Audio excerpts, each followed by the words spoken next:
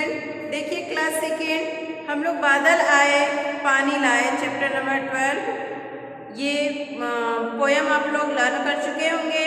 हमने question answer में अभ्यास क्वेश्चन में पहला, दूसरा, तीसरा और चौथा करा दिए थे। इसके बाद शब्द बोध जो था मिलान कीजिए, ये भी हो गया था। बादल, पानी, चिड़िया ची ची, मेढक टर टर, पौधे हरे, मोर नाच। इसके बाद था पढ़िए समझिए और दो दो नए शब्द बनाइए। तो आधा च फिर पूरा च का शब्द बनाना था, जिसमें दिया है पहला कच्चा, उसके बाद हम लिखवाए थे बच्चा सच्चा, फिर है आधा क फिर पूरा क, पक्का दिया है। तो पक्का के बाद क्या लिखवाए थे हम, मक्का चक्का। इसके बाद आधा ल और पूरा ल है, उससे बना है शब्द बल्ला, तो क्या लिखवाए थे गल्ला लल्ला। फिर आधा स पूरा स है, इससे बना है गुस्सा, तो हम क्या लिखवाए थे हिस्सा और किस्सा। फिर आधा न फिर पूरा न। प्रसन्न दिया है, तो हम क्या लिखवाए थे, दो शब्द और बनाना था बच्चों ना, तो क्या लिखवाया गया था खिन्न अन्न। क्या लिखवाया गया था खिन्न और अन्न। इसके बाद आइए चलते हैं, पेज नंबर कौन सा है 65। पेज नंबर क्या है 65।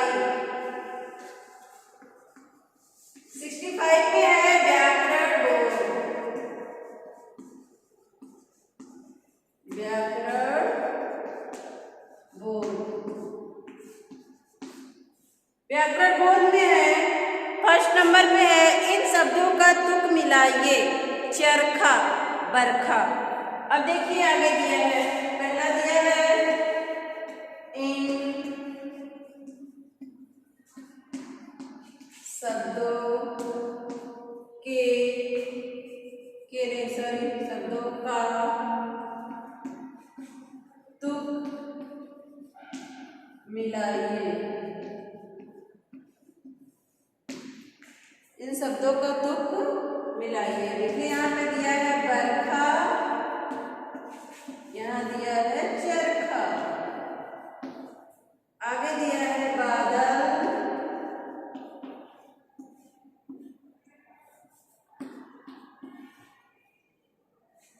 तालाब,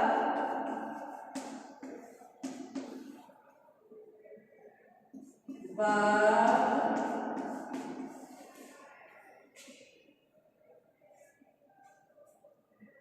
पानी,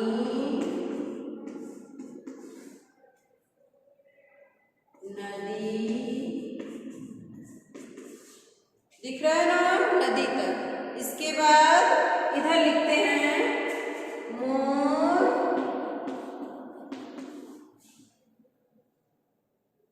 आम।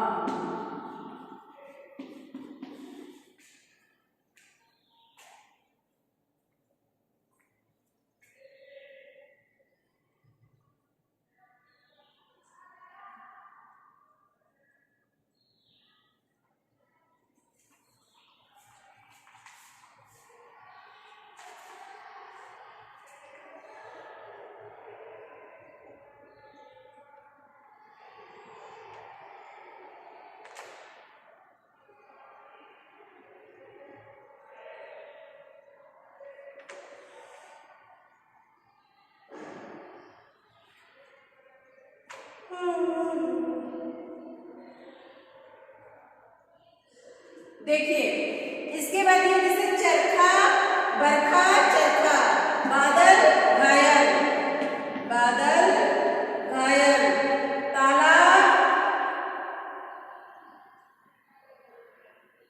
तालाब गुलाब, बाग भाग, पानी रानी, नदी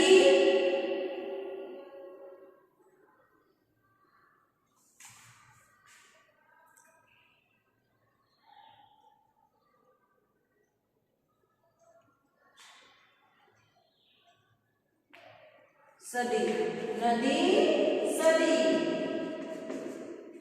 मोर चोर, आम का। जैसे तुक वाले शब्द में होता है कि एक समान जैसा लगे, चरखा, बरखा, बादल, घायल, गुलाब, तालाब, बाग, भाग, पानी, रानी, नदी, सदी, मोर, चोर, आम का। तुक वाले शब्द हो गए, ठीक। इसको आप राइट कर लीजिए। इसको आप राइट कर लीजिए बच्चों। इसके बाद है दूसरा क्वेश्चन है, इनके दो दो पर्यायवाची शब्द लिखिए। दो दो क्या लिखना है? पर्यायवाची शब्द लिखना है, यानी समानार्थी शब्द लिखना है। आप इसको राइट कर चुके होंगे।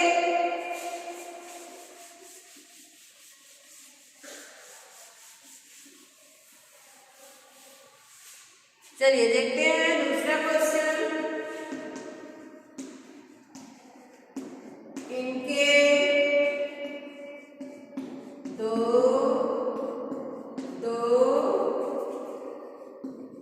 पर्यायवाची शब्द लिखिए।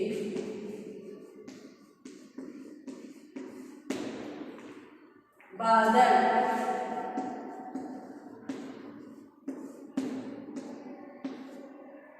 पानी,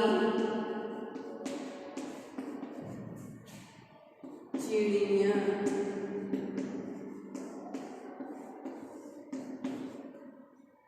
बाग,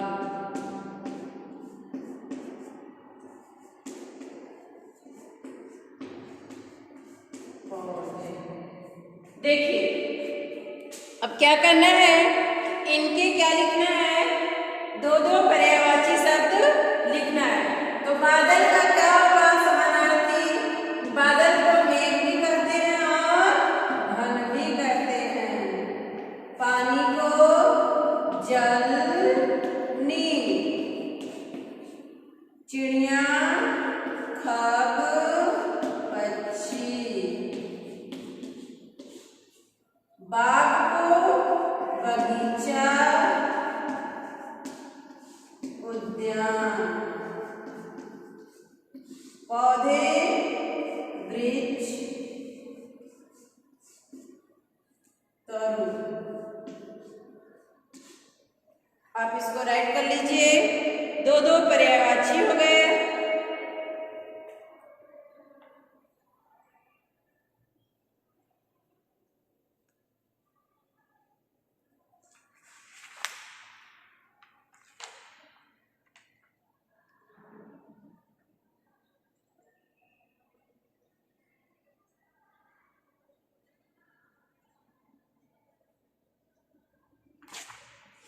लिख लिए होंगे।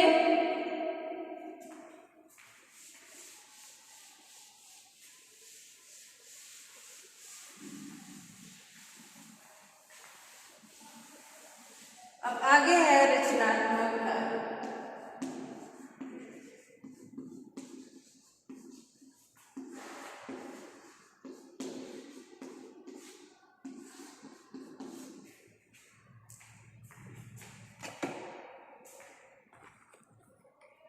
देखिए रचनात्मक कार्य में है, लिख दिया है समझिए एवं लिखिए। क है बादलों को देखकर कौन कौन खुश होता है, लिखिए। तो अभी लेसन में बादल आया, पानी आया, तो बताया गया है कि कौन कौन खुश होता है। समझिए,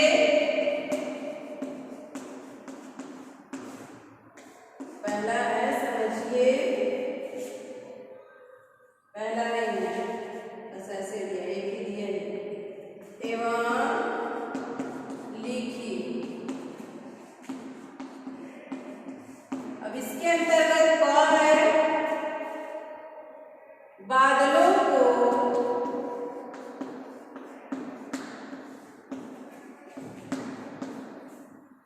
देखकर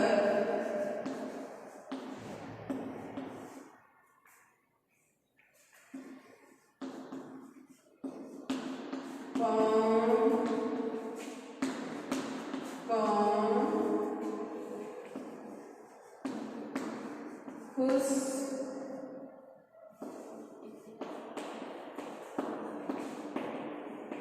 होता है।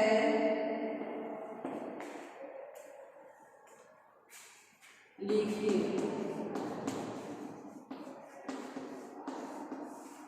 देखिए, तो सबसे पहले बादलों को देखकर कौन खुश होता था? चिड़िया। चिड़िया। उसके बाद मेढक। उसके बाद मेढक। फिर पेड़ पौधे।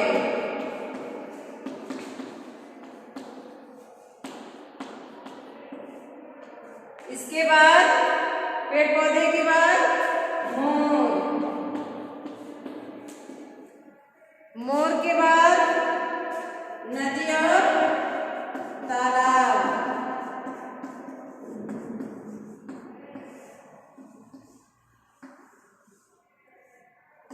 नदी तालाब के बाद कोयल। देखिए, इसमें 6 लाइन दिया हुआ है। 1 2 3 4 5 6 लाइन दिया हुआ है और 6 लोग भी क्या हो गए थे? बादल के आने पर ये लोग भी खुश हो गए थे बादल को देखकर। पूछा है बादलों को देखकर कौन कौन खुश होता है? तो चिड़िया, मेढक, पेड़ पौधे, मोर, नदी, तालाब, कोयल। ये 6 लाइन भी दिया हुआ है और इसमें पोयम में 6 लोगों को भी बताया गया है, पशु पक्षियों को भी बताया गया है, नदी तालाब को बताया गया है कि ये लोग क्या करते हैं? बादल के आने पे खुश हो जाते हैं, बादल को देखकर खुश हो जाते हैं। इसके बाद देखिए दिया है ख दिया है, बादलों को ध्यान से देखो। बादलों को ध्यान से देखो, अनेक आकृतियां बनती नजर आएगी, उन आकृतियों को लिखिए। तो बच्चों, आप लोग क्या करेंगे?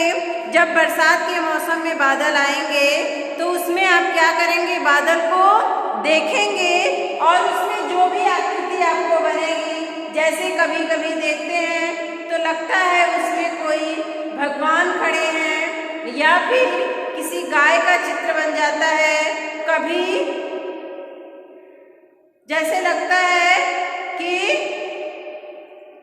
इंद्रधनुष बना हुआ है, तो कभी कुछ अनेक प्रकार के जैसे लगता है उसमें कभी कभी कि पेड़ पौधे खूब सारे हो, नदी बह रही है, प्राकृतिक दृश्य जैसा वैसा नजर आता है। तो आप लोग क्या करेंगे कि जब बरसात के दिन में बादल आएंगे तो आप देखेंगे और इनमें क्या करेंगे? उसकी आकृतियां लिखेंगे। कितने आकृति कम से कम लिखना है? 6 आकृति लिखना है। 6 लाइन दिया हुआ है। तो ये लेसन भी आज बच्चों क्या हो गया? कंप्लीट हो गया। बादल आए पानी लाए। तो आप लोग क्या करेंगे? इस लेसन का जो अभी पोयम है उसको आप लर्न कर लेंगे। इसके बाद इसमें का जितना भी क्वेश्चन आंसर आपको राइट कराया गया है आप उसको लर्न कर लेंगे और इसमें पर्यायवाची शब्द दिया हुआ है, इसको भी आप लर्न कर लेंगे। और अगला चैप्टर है 18 अंधा और लंगड़ा। अंधा और लंगड़ा। प्रस्तुत पाठ जो है वो अंधे और लंगड़े की विकट परिस्थिति में उनकी सही सूझबूझ पर आधारित है। अपनी सूझबूझ से दोनों ने किस प्रकार आग से अपनी रक्षा की, इसका इस लेसन में वर्णन किया गया है। ये दोनों क्या रहते हैं? मित्र रहते हैं। तो उन दोनों मित्रों में क्या होता है? एक लंगड़ा और दूसरा लूला, अंधा रहता है। अंधा देख नहीं सकता और लंगड़ा चल फिर नहीं सकता था। उसी गांव में पीपल का एक पेड़ था। दोनों मित्र सारे दिन उस पेड़ के नीचे बैठकर सुख दुख की बातें करते। इस तरह उनके दिन कट रहे थे। जो गांव के दोनों मित्र थे, एक तो अंधा था दूसरा लंगड़ा था, वो लोग क्या करते थे? पीपल के पेड़ के नीचे सारे दिन बैठकर अपने सुख और दुख यानी अपनी जो बातें रहती थी, चाहे वो सुख भरी रहती हो चाहे वो दुख भरी बातें रहती हो, वो लोग क्या करते थे? आपस में बातें करते और उनके जो है पूरे दिन ऐसे ही कट जाते थे। एक दिन उस गांव में आग लग गई। दोपहर का समय था और गर्मी के दिन उस दिन हवा भी तेज चल रही थी। देखते देखते गांव भर में आग फैल गई। लोग अपने बच्चों और पशुओं को लेकर गांव से बाहर भागने लगे। इस भागदौड़ और घबराहट में उन दोनों अपंगों का किसी को ध्यान नहीं आया। यानी जब गांव में आग लग गई तो सब लोग भागने लगे, लेकिन जो ये दो अंधे और जो लंगड़े थे, इन लोगों का किसी को ध्यान नहीं आया कि वो लोग भी इस गांव में हैं। लंगड़े ने देखा कि गांव में आग लग गई है और सब लोग गांव से बाहर भागे जा रहे हैं। उसने यह बात अंधे को बताई। अंधे को लंगड़ा जो रहता है वो क्योंकि देख पाता है, तो वो क्या करता है कि अंधे को बताता है कि गांव में क्या लग गई है, आग लग गई है। तो यह बात सुनकर अंधा घबरा गया। उसने लंगड़े से कहा, भाई अब हमारा क्या होगा। अब देखिए, जब अंधा सुनता है कि गांव में आग लग गई है तो घबरा जाता है और कहता है लंगड़े से कि अब हम लोगों का क्या होगा। लंगड़ा बोला, लगता है आज हमारी जान नहीं बचेगी, शायद भगवान को यही स्वीकार है। अंधे ने उसे रोककर कहा, ऐसा मत कहो, निराश होने से कुछ भी नहीं होगा, हमें गांव से बाहर जाने की कोशिश करनी चाहिए। वो लंगड़ा कहता है कि लगता है हमारी जान अब चली जाएगी, भगवान को भी यही अच्छी लग रही है, यही उनको स्वीकार है कि हम दोनों लोग क्या करेंगे, इसी आग में मर जाएंगे। तो अंधे ने उसे रोकते हुए कहता है कि नहीं, ऐसा मत कहो, निराश होने से कुछ नहीं होता, बल्कि क्या करो, कुछ सोचो, यानी हमें बाहर जाने के लिए कोशिश यानी प्रयास करनी चाहिए। लंगड़ा बोला, लेकिन हम बाहर कैसे जा सकते हैं, मैं चल नहीं सकता, तुम देख नहीं सकते। और लंगड़ा बोलता है कि हम लोग बाहर कैसे जाएंगे, मैं तो चल ही नहीं सकता, तुम देख नहीं सकते। तब अचानक अंधे को एक उपाय सूझ गया। क्या हो गया, उसको एक तरकीब आया, तरीका आया। उसने बोला, तुम ठीक कहते हो, यह सच है कि तुम चल नहीं सकते और मैं देख नहीं सकता, लेकिन भाई मैं चल सकता हूँ और तुम देख सकते हो। लंगड़े ने पूछा, क्या मतलब। यानी वो कहता है, जो अंधा रहता है वो कहता है कि ठीक है, तुम सही कह रहे हो कि तुम चल सकते हो और तुम चल नहीं सकते और मैं देख नहीं सकता, लेकिन तुम तो देख सकते हो और मैं क्या कर सकता हूँ, चल सकता हूँ। तो लंगड़े ने कहता है, इसका क्या मतलब है। अंधा बोला, भाई हम में से एक चल सकता है और एक देख सकता है, यदि हम दोनों मिलकर करें तो हम दोनों बच सकते हैं। लंगड़े ने पूछा, कैसे। अंधा बोलता है कि भाई हम लोगों में से एक चल सकता है और एक देख सकता है, अगर हम लोग दोनों लोग क्या करें, मिलकर कोशिश करें तो हम लोग भी आग से बाहर निकल सकते हैं। अब अंधा बोलता है, वो लंगड़ा पूछता है, कैसे। अंधे ने कहा, ऐसा करो, तुम मेरे कंधे पर बैठ जाओ, तुम मुझे रास्ता बताना, मैं आगे बढ़ता जाऊंगा। ईश्वर ने चाहा तो हम आग से बचकर निकल जाएंगे। अब देखिए, अंधे ने कहता है कि ऐसा करो, तुम मेरे कहाँ पे बैठ जाओ, कंधे पे बैठ जाओ और कंधे पे बैठकर तुम मुझे रास्ता बताना और मैं चलता रहूँगा, आगे बढ़ता जाऊँगा। इससे अगर भगवान की मर्जी हुई तो हम दोनों भी आग से बच जाएंगे। उन दोनों ने ऐसा ही किया। दोनों आग से बचते बचाते धीरे धीरे आगे बढ़ते गए। थोड़ी ही देर में वे गांव से बाहर निकल गए। इसके बाद क्या करते हैं कि वो जो लंगड़ा रहता है वो अंधे के ऊपर बैठ जाता है कंधे पे और वो रास्ता बताता है और अंधे चलता रहता है। धीरे धीरे क्या होता है कि वो लोग भी आग से गांव से बाहर निकल जाते हैं और इसी प्रकार आपसी सहयोग से दोनों की जान बच गई। सहयोग में बड़ी शक्ति है। आपसी सहयोग से यानी आपस के सहयोग से, मित्रता से, मदद से दोनों की क्या बच गई, जानें बच गई। और सहयोग में बड़ी शक्ति है। सहयोग अगर जहाँ पे है वहाँ पे ही शक्ति यानी बल मिलता है। जैसे अगर किसी के घर में 10 लोग हैं, 10 लोग का सहयोग यानी मदद एक में हो तो क्या होता है, उनके घर संपन्नता आते देर नहीं लगती है। वहीं जहाँ पे मतभेद हो जाता है तो क्या होती है, संपन्नता भी भंग हो जाती है। वहाँ पे क्या होने लगता है, आपसी खींचातानी होने लगता है। तो हमें क्या करना चाहिए, हमें अपने आप में सहयोग की भावना रखनी चाहिए, एक दूसरे से मदद रखना चाहिए, बल्कि सहयोग से ही हमारी जो कठिनाइयाँ होती हैं वो क्या होती हैं, दूर हो जाती हैं। जैसे अंधे और लंगड़े ने दोनों ने एक दूसरे का सहयोग किया और वो लोग अपने आग से बचने के लिए वो लोग भी बाहर निकल गए, क्योंकि गांव वाले तो उनका कोई ख्याल ही नहीं किया कि हमारे गांव में एक अंधा भी है और एक लंगड़ा भी है, उसको भी बाहर निकाला जाए। तो गांव वाले जब नहीं ख्याल करते हैं तो दोनों क्या करते हैं, आपस में बातें करके तय करते हैं और दोनों अपनी बुद्धि से आग से बाहर निकल जाते हैं। तो ये रहा बच्चों, देखिए अंधा और लंगड़े की कहानी। आप लोगों ने जान गया होगा कि अंधा और लंगड़े की कहानी में उन लोगों के पास बुद्धि से अपने गांव से बाहर निकल जाते हैं, वो लोग भी क्या करते हैं, आग से अपनी रक्षा कर लेते हैं। इसके बाद देखिए दिया है मीनिंग में, ध्यान मिस ख्याल, स्वीकार मिस मंजूर, अचानक सहसा, मतलब अर्थ आपसी आपका आपस का। तो ये रहा बच्चों मीनिंग और ये लेसन आज तक के लिए इतना ही। कल हम इसका अर्थ थोड़ा सा सार में बता के फिर इसके बाद हम इसका क्वेश्चन आंसर, ये जो अभ्यास क्वेश्चन है उसको राइट करा जाएगा। तब तक के लिए बाय बाय।